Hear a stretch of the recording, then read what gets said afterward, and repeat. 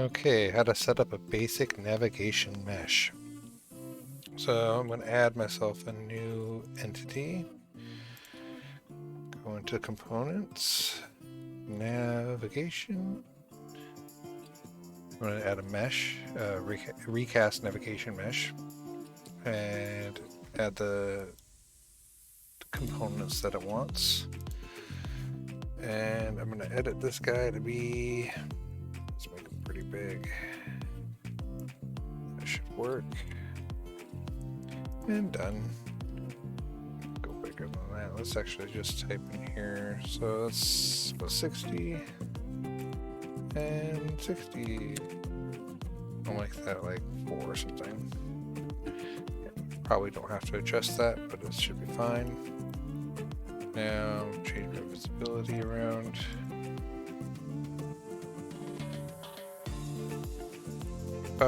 Now I'll change that to something else.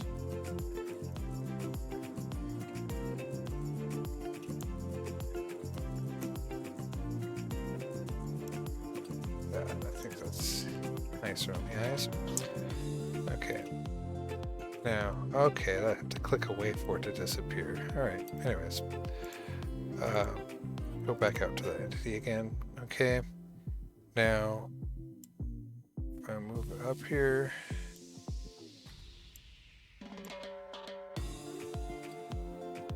Oh, I turned my visualizations on. It turned on visualization for within the editor and outside of the editor as well. Alright. Okay, that should be good. Now I'm going to need an object to move, which I'm just going to use the shader ball here and lock the ground to keep clicking it. And shader ball. There we go. And I'll have this be my little character. And I'm going to add another entity here. And I'm going to add a PhysX shape collider. And then that lets me add a shape and choose box. And this guy should allow interaction with the terrain. I just need to scale that guy up. So I'm going to make that 30. And I'm going to raise that up a little bit here. Okay. Now it cut out that little section around the box here. So it should, if I have to navigate it, it should have to navigate around that there. So I'm going to make another target here. New entity. Get rid of that one. Oh, come on. There we go. Okay, now create a new entity. I don't want a child object of it. I'm going to add a mesh. Just basically putting a visual thing in the scene so you can see where it's traveling to. Grab here this little cone. And this will be the target. And this little character will move around to that when we're done. Okay, I'm going to make this, select this guy here, and I'm going to make this guy a navigation, however you say that, detour navigation component. And I'm going to select the nav mesh that I made, which is going to be, should be the first one here, which is, I should name these nav mesh.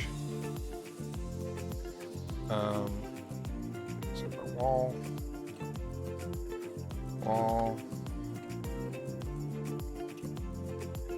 guy, actually, not guy, that's target, I guess,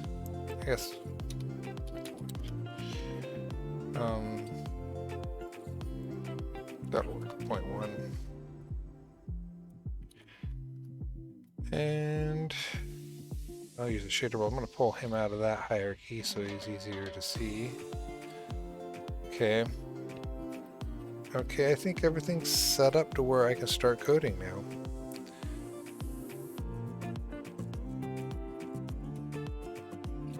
Okay, I'm going to add a script canvas.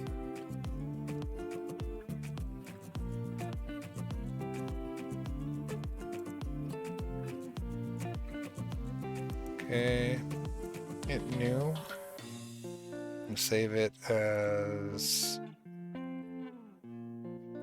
nav script. And okay, so on entity activate. Okay, from there it'll be, I'll need the recast components, or recast nodes. So I need the update one. I need the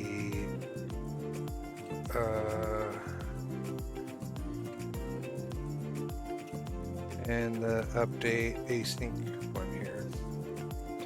And I'll just have that connect to there. Connection, go here to here. And then I'm going to need a heartbeat sensor. Or I keep saying sensor. Heartbeat timer here, which is going to control my loop to make sure the nav mesh updates, because I had a lot of difficulties of getting the nav mesh to update. That's what I think a lot of people run into as a problem when trying to set this up. I'm going to have that actually use ticks instead of seconds, and I'm going to do 50. Okay, so this is not being set onto the nav mesh itself, so we got to get the nav mesh as a reference. So I'm going to create a new entity ID here. Nav mesh, and I'm going to set get. Actually, hold on. I'm going to set this guy here to nav mesh. Might have to fix that here for a second. Did that work? Okay, what I got to do is do this maneuver here. And click that guy, and then click the nav mesh. There we go. Okay, and down here, we're going to have that set to from component. That way it'll allow it to look outside of the graph at the other objects. When I get that guy, set that to here. When I have you go to pulse through there, and I'm going to create a boolean, and nav mesh. Okay, I guess. Oh, yeah. Nope. Okay. And I'm going to have that set to. Don't want that set to. Oh, I'm going to leave it that way, and I'm going to go down to here, and I'm going to set this to true.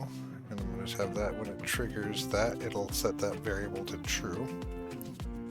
And I'm going to connect this guy up here to there, right to the update component here thing. And that's a good start right there. Okay, I'm going to just go down here and I'm going to grab this component again. I like this component setup here where you, on change, it'll send an event. Or, yeah. So,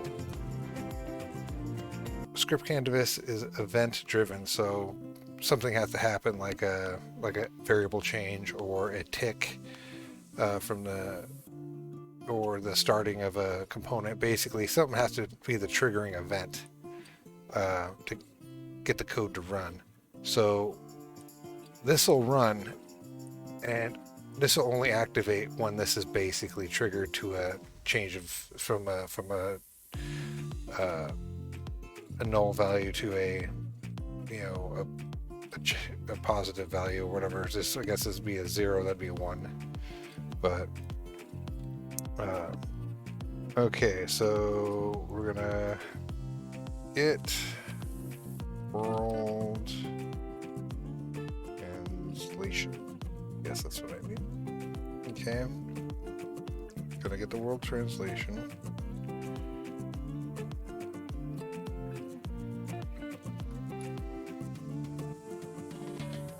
Connect that guy up. I'm actually gonna copy that real quick, paste that here, and what I need to do is create another ID for my target. So target, I'm going to do the thing I did before where I have to basically drag this thing down here. I wish there was an easier way to do it. I kind of wish this stuff was accessible from in this window over here. I'm gonna hit target here, and I want my shader ball to be target. No, I want the point to be target. Okay, there we go. Pop that guy back up here, and I'm gonna get my target here. I'm gonna get the target, set it up on this guy here. And actually, I gotta go here and I gotta do the same thing with the component thing. And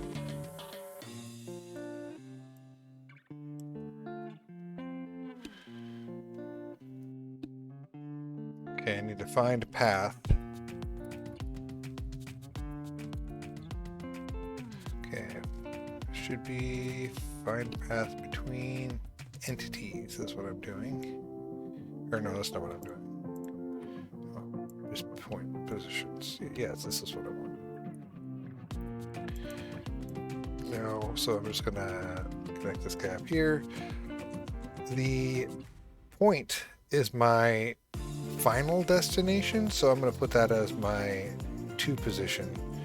And this get world translation will get the world translation of my character, I guess, whatever you want to call it, and my agent, and that'll be the start point. So when it'll calculate a path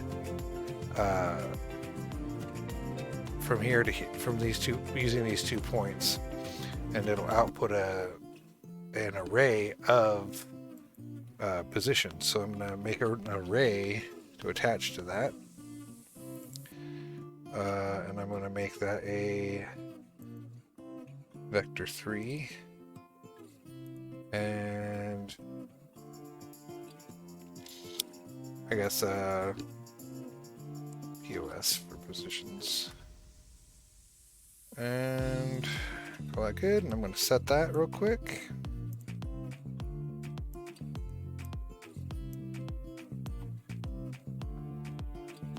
And like before, I'm going to create another Boolean, and I'm just going to say got back, I guess. I don't know. I'm just making things up here. I don't know how to name variables very well. I'm going to grab the guy in here. I'm going to set that guy.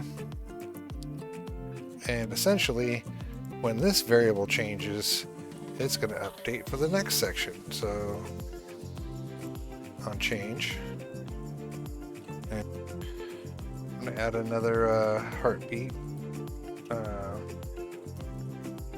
timer here. I don't know why I want to say sensor. It's probably from from video games, heartbeat sensors in video games like the Alien games. This timing is kind of terrible, but you'll understand how to manipulate it later, and you can change it the way you want. I'm just kind of picking random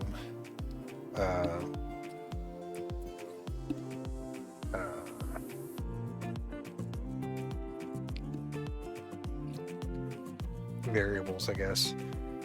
I probably should have planned it out a little bit better, but it is what it is. Okay, so I'm getting that. Okay, pulse. And I'm going to have get element, I think. Okay, under containers. Containers are arrays, so we're wondering where the arrays were in here. Containers are pretty much arrays. So I'm gonna add that guy there, and I'm gonna connect this guy here. And I do believe I'm just gonna put one there because I want the first element of the array. And okay, then I'm gonna get world position. Translation's what I want to believe. Yep. Okay. So connect this guy up here. Then I want lerp. And I'm going to lerp between here. And I'm going to connect this guy up here. And this position is the end position, and this is the starting position. So wherever your character is the start position. And then basically it's grabbing the point that was generated on the array as the go-to position. And okay, on tick, and I'm gonna set world translation. And for the speed here, I'm just gonna enter in 3 random numbers there, and -1 for that.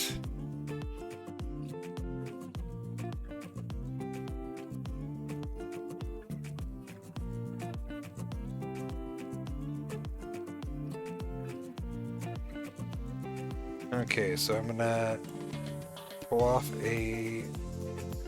the end, when loop is complete, I'm gonna have it, I want to do that. I want to get my position and get it. And I'm going to erase.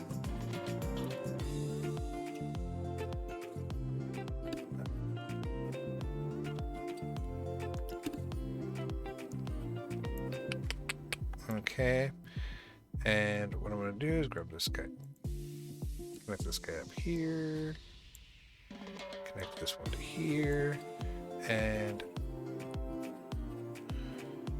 okay, now how the way this script works is this array here is a list of the points that the what is it called, the find path between gave me. So it'll grab the first element, it'll go into the lerp will lerp between the current position to the first point of the array. It'll set that position, and when it's complete, it'll grab that same list, grab the first element of that list, and erase it. And then it'll repeat the loop here until it has no more elements to go through. Okay, I'm going to grab this guy and connect it to the stop and hit save. And I think I'm good. I'm going to do test real quick. Control G. Put it out here.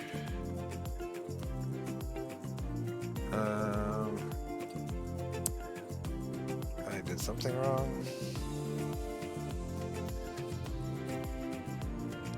So I made a simple mistake, and I did all that without assigning my script to my object. So I'm going to assign that real quick. Nav script is going to be what I just did. And because I did it kind of backwards, if I would have assigned this earlier, these would have been fine. So I got to reassign these. target is point, and my nav mesh is nav mesh. Now it should work from here if I hit play. Or I gotta nav mesh. There we go. Sometimes the clicking doesn't quite work the first time. It's kind of a glitch or something. Okay, scrolling out. Now, as you can see, it starts navigating around my obstacle to the point, and done. If you have any feedback or ideas on how to improve the script or ideas for tutorials I can do in the future, leave them in the comments. I'm debating making a game and making tutorials as I make the game, kind of like the Pong tutorial. Not sure what I want to do, so I'm kind of going to ask the people that are watching my videos what they want to see. So hope to hear back from you. Have a good day.